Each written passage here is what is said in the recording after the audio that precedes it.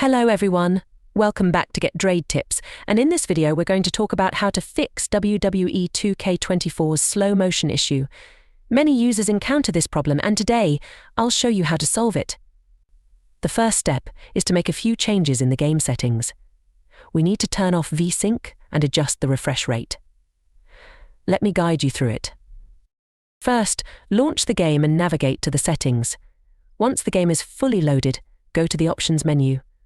From there, access the graphics settings. Turn off VSync and set the action camera FPS to either 60 or according to your configuration. If you can't change the refresh rate, don't worry.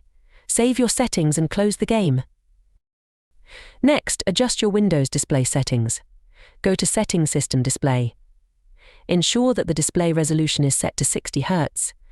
If you're still experiencing issues, update your graphics card drivers. I'll provide links in the description for both NVIDIA and AMD users. If the problem persists, you can also try turning off the timer game update in the configuration file. Navigate to the game's directory, find the configuration file, and disable the timer game update. Additionally, try verifying the integrity of the game files by right-clicking the game, selecting Properties, and clicking on Verify Integrity of Game Files.